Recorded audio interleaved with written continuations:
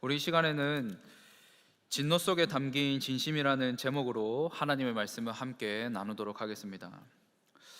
자녀들은 가끔 부모님의 그 사랑을 오해할 때가 있습니다. 특히 이 사춘기 시절 부모님으로부터 혼이 나거나 할 때 이 부모님의 사랑을 오해하거나 또는 의심할 때가 있습니다.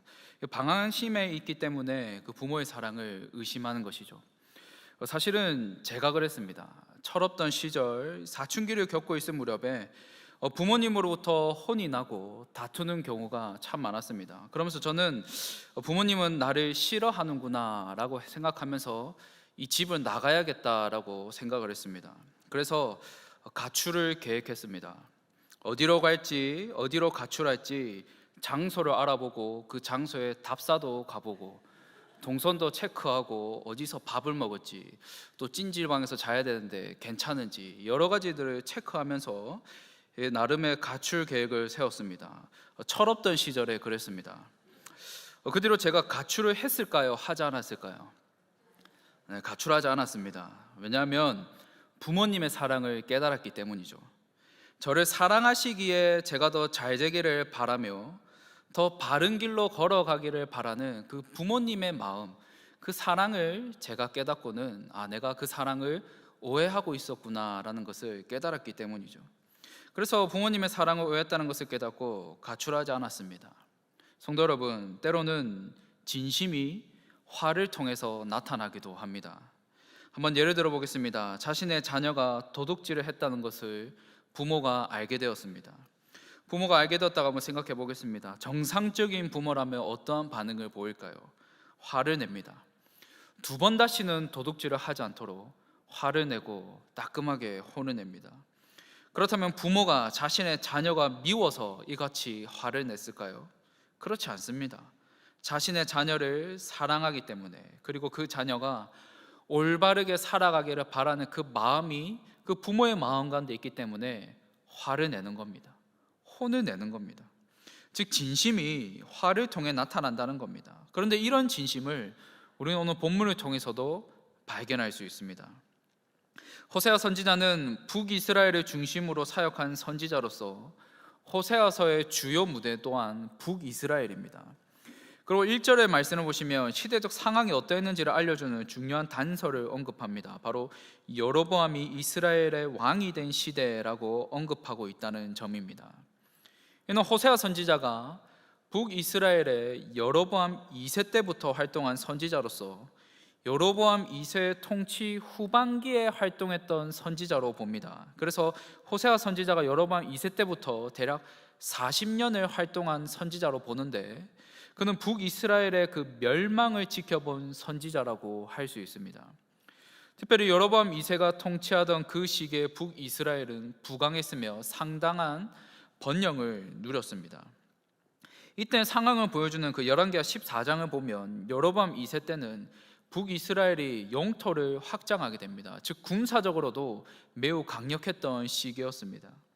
그리고 이 비슷한 시기에 활동했던 또 다른 선지자인 이 아모스를 통해서 북이스라엘이 경제적으로도 많은 부를 누리고 있었음을 발견할 수 있습니다. 얼마나 부강했는지 엿볼 수 있는데, 아모스 6장 4절의 말씀을 보면 상하상에 누우며 침상에서 기지개 켜며 양떼에서 어린 양과 우리에서 송아지를 잡아서 먹고, 이 말씀은 북이스라엘 그 사람들의 그 생활을 보여주는 말씀입니다. 이들의 생활은 화려했습니다. 최고급 침상인 상하상에 누워서 고급 요리인 어린 양과 송아지를 먹었습니다. 즉 경제적으로 풍족했기에 이들의 생활 또한 부유했습니다. 아니 풍족하다 못해 사치스러웠습니다. 너무나 많은 돈을 이들이 가지고 있었기에 이들의 삶은 너무나 풍족함을 넘어서서 사치스러운 생활까지 이어졌습니다.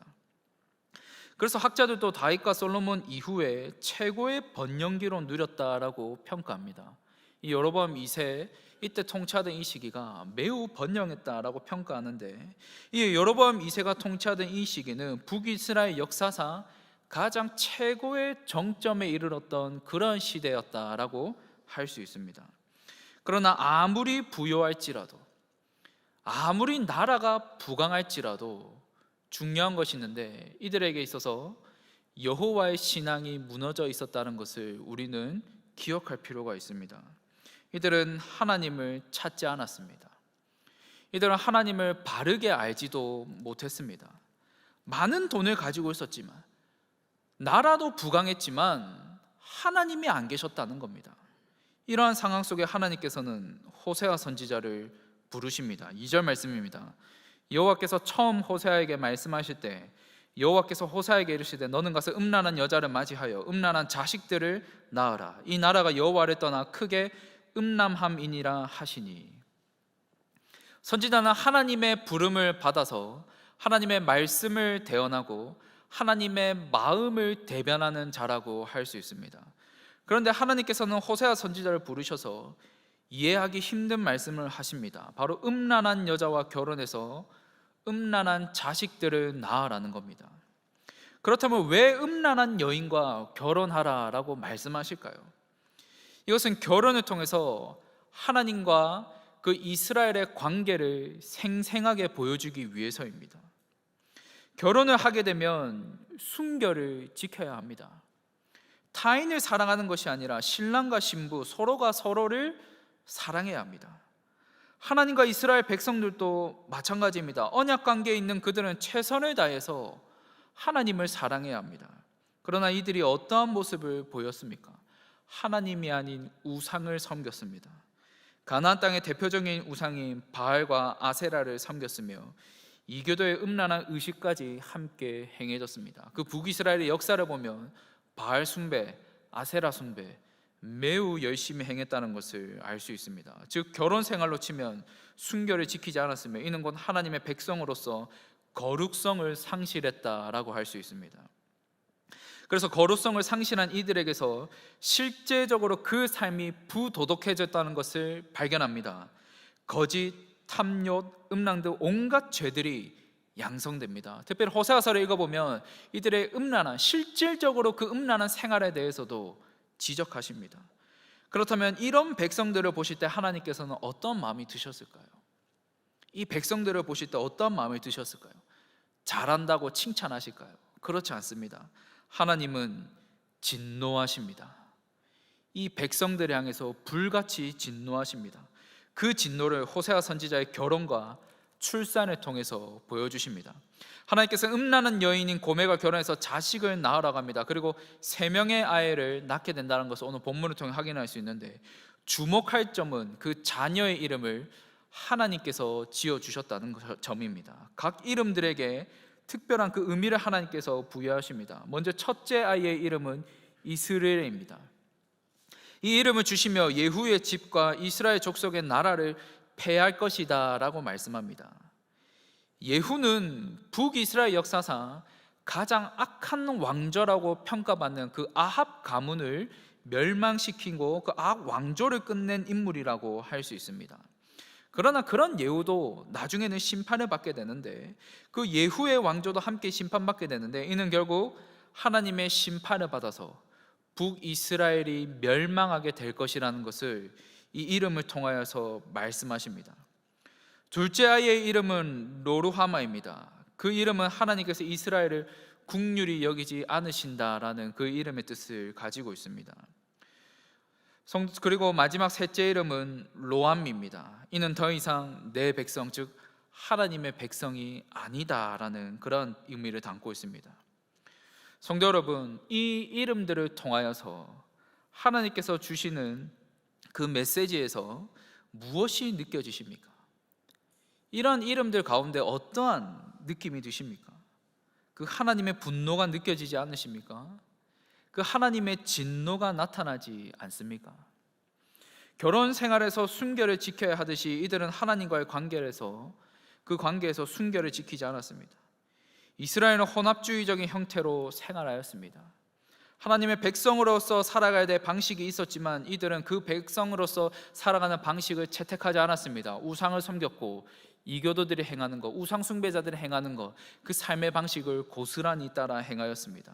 뿐만 아니라 이들의 삶에서는 실질적으로 부도덕해진 그런 모습들이 나타났습니다. 그래서 하나님께서는 이 백성들을 향해서 너희들은 음란하였다, 너희들은 간음하였다라고 말씀하시며 이를 통해 이들의 거룩을 상실했음을 하나님께서는 강하게 질책하십니다. 특별히 과거 이스라엘 백성들이 출애굽하여 시내산에서 하나님과 언약을 맺었습니다. 출애굽기 24장에서 보면 정식적으로 하나님과 언약을 체결하시고 그 24장에서는 하나님께서 십계명도 주십니다. 이 과정에서 이 이스라엘 백성들이 한 목소리로 한 고백이 있습니다. 출애굽기 24장 3절의 말씀을 보면 모세가 와서 여호와의 모든 말씀과 그의 모든 율례를 백성에게 전하매 그들이 한 소리로 응답하여 이르되 여호와께서 말씀하신 모든 것을 우리가 준행하리이다. 무엇이라고 고백합니까? 여호와께서 말씀하신 모든 것을 우리가 준행하겠습니다 라고 고백합니다. 언약을 체결하면서 이들이 한 고백입니다. 이들이 한 결단입니다. 우리가 하나님의 백성으로서 하나님의 말씀을 듣고 순종하며 살아가겠습니다. 그리고 이 삶은 거룩과 연결이 됩니다. 그래서 출애굽기 다음 책인 레위기에서 제사와 율법에 대해서 말씀하시는데 그때 이러한 말씀이 이 레위기서에 기록되어 있습니다. 레위기 11장 45절의 말씀을 보면 나는 너희의 하나님이 되려고 너희를 애굽 땅에서 인도하여 낸 여호와라. 내가 거룩하니 너희도 거룩할지어다. 레위기의 중요한 주제입니다. 내가 거룩하니 너희도 거룩하라 라고 말씀하십니다. 하나님의 백성은 하나님께서 주신 율법을 지켜야 되는데 이는 거룩한 백성으로서 살아가는 방식입니다. 그런데 여기서 끝이 아닙니다. 신명기서를 보면 다시 한번 하나님의 말씀을 듣고 그 말씀에 순종하며 살아가는 것이 중요하다는 것을 말하는데 이때는 이런 말씀을 하십니다. 신명기 6장 5절의 말씀을 보면 너는 마음을 다하고 뜻을 다하고 힘을 다하여 내 하나님 여호와를 사랑하라. 누구를 사랑하라고 말합니까? 내 하나님 여호와를 사랑하라 라고 말합니다. 신명기 6장은 하나님의 말씀에 순종하는 것이 중요하다는 것을 말씀하고 있는데 그 신명기 6장 5절에서 하나님을 사랑해야 된다라고 언급하고 있습니다. 즉 거룩한 백성에게서 나타나야 될 모습은 하나님 사랑입니다. 하나님을 사랑할 때 그 말씀을 마음판에 새기고 그 말씀에 순종하며 살아갑니다. 하나님의 말씀, 그 말씀을 마음판에 새기는데 북이스라엘 백성들에게서는 이런 모습이 나타나지 않았습니다. 북이스라엘 백성들의 삶 또한 이들은 최선을 다하여서 여호와 하나님을 사랑하며 이들은 살아가야 됐습니다. 그것은 이들에게 주어진 당연한 의무입니다. 그러면 하나님은 그 사랑에 대한 반응으로 백성들에게 약속하신 복들을 허락하십니다. 그러나 이들은 오히려 물질적으로 받아 누리는 것에만 관심이 있지 그것을 주시는 하나님에 대해서는 전혀 관심이 없었습니다. 그래서 호세아 선지자가 활동할 당시 북이스라엘은 하나님을 사랑하지 않았다. 너희들은 오히려 간음하였다. 너희들은 오히려 음란하였다라고 말씀하시는 겁니다. 그래서 이 이름들을 주시는 겁니다. 너희들은 심판을 받을 것이다. 너희들이 이제 긍휼히 여기지 않을 것이다. 이제 더 이상 너희들은 나의 백성이 아니다라고 하나님께서 말씀하십니다. 이 이름의 뜻들은 마치 하나님께로부터 버림받았다는 인식을 줍니다. 더 이상 하나님께서 이들을 상관하지 않겠다라는 그러한 인식을 주십니다. 하나님의 매서운 진노를 느낄 수 있는 말씀입니다. 그런데 만약 이 말씀 끝으로 해서 호세아서가 끝난다면 호세아서는 9절로 해서 끝이 나야 됩니다. 만약 이 말씀으로 끝이 난다면 9절로 말씀으로 끝이 나야 되는데 이 말씀들이 더 이상 끝나지 않고 계속해서 이어지는 것을 발견할 수 있습니다. 매서운 말씀을 쏟아내시지만 이 같은 진노를 통해서 하나님께서는 자신의 진심을 드러내십니다. 그 진심이 무엇입니까? 바로 회복의 말씀입니다. 10절과 11절의 말씀인데요, 우리 10절과 11절의 말씀을 우리 함께 한번 읽었으면 좋겠습니다. 호세아서 1장 10절과 11절 말씀 함께 읽겠습니다. 시작. 그러나 이스라엘 자손의 수가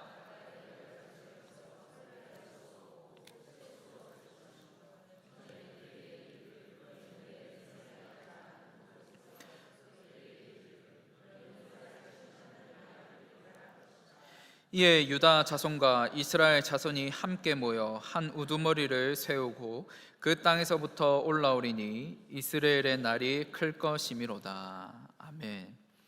10절 첫 서두에서 무엇으로 시작하고 있습니까? 그러나입니다. 앞서 심판하실 것이라는 그 진노의 말씀을 쏟아내셨습니다. 그런데 이 말씀을 끝으로 끝나는 것이 아니라 새로운 것을 암시하는 그러나로 시작합니다. 이 그러나는 하나님의 진심을 드러내시고자 하시는 그러나입니다. 이 그러나는 하나님의 자비와 긍휼을 나타내시는 그러나입니다. 그렇다면 하나님의 진심이 무엇입니까? 10절의 말씀을 보시면 이스라엘 자손의 수가 바닷가의 모래같이 되어서 헤아릴 수 없고 셀 수 없다라고 말씀합니다. 이 말씀은 하나님께서 아브라함에게 주신 약속이며 야곱에게도 주신 약속입니다. 이스라엘의 그 선조들에게 주셨던 약속, 그 약속을 다시 한번 말씀하십니다. 이것이 무엇을 의미할까요? 너희들은 나와의 언약을 저버렸지만 나는 너희들과의 그 언약을 저버리지 않고 그 약속을 지켜나가시겠다는 그 하나님의 신실하심을 보여주십니다. 하나님의 신실하심을 보여주시는데, 그리고 그 신실하신 하나님께서는 이 백성들을 회복으로 이끄십니다. 그 증거가 10절 마지막에서 언급하십니다. 너희는 살아계신 하나님의 아들들이라 할 것이다 라는 이 말씀입니다. 앞서 하나님께서는 이 백성들을 향해서 너희들은 나의 백성이 아니라는 그 의미를 담아서 로암미라는 그 이름을 주십니다.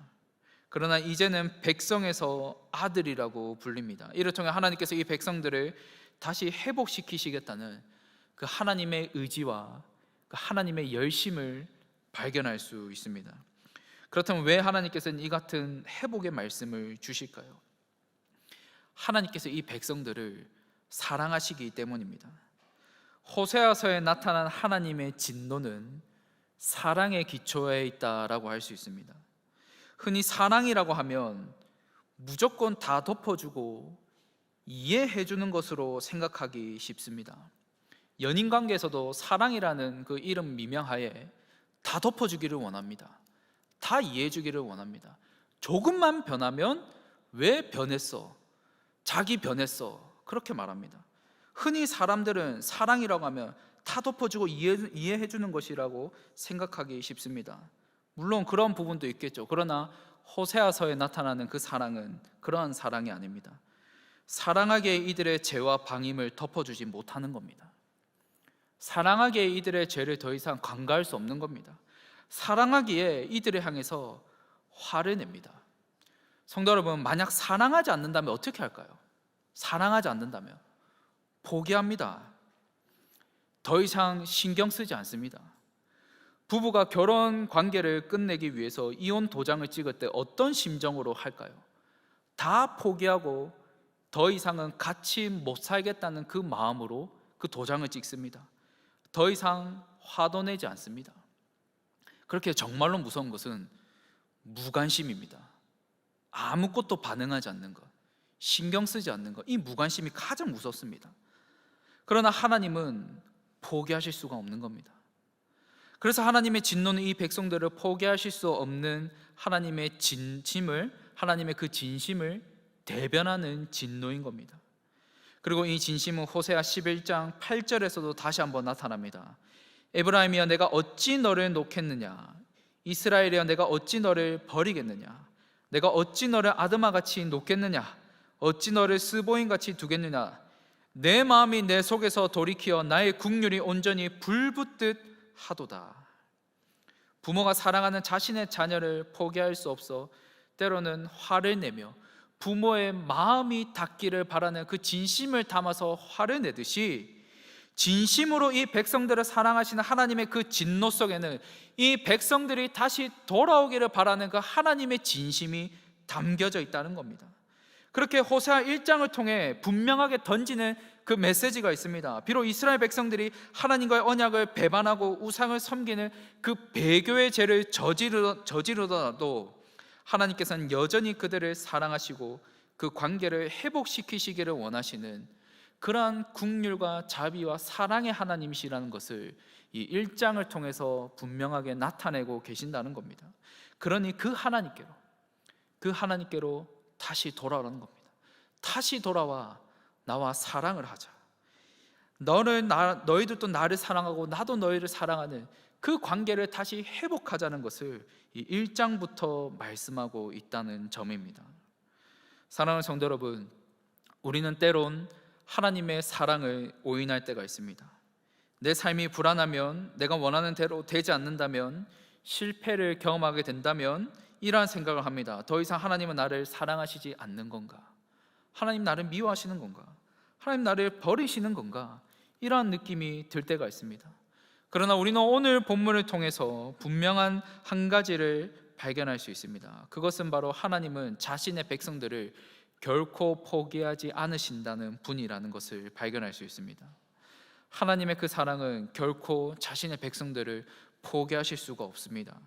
죄 가운데 거할지라도, 죄의 구덩이에 빠져서 허우적대더라도 하나님은 자신의 자녀들을 하나님의 사랑이 있기 때문에 결코 포기하실 수가 없으십니다. 그래서 건져내십니다. 때로는 진노하시더라도 속히 회복되어 돌아오기를 바라는 그 진심을 담아서 나타내십니다. 이 모든 것은 미워서도 아닙니다. 싫어서도 아닙니다. 저와 여러분들을 사랑하시기 때문입니다. 그리고 그 사랑은 우리를 계속해서 회복의 자리로 인도하십니다. 그리고 우리 모두는 이 놀라운 하나님의 사랑, 감히 다 설명할 수 없는 이 깊은 하나님의 사랑을 받아 누리는 자들이라는 것을 꼭 기억하시기를 바랍니다. 그래서 이 놀라운 하나님의 사랑에 감사하고 찬송하며 사시는 오늘 이 자리에 나온 저와 여러분들 되시기를 주님의 이름으로 축원합니다.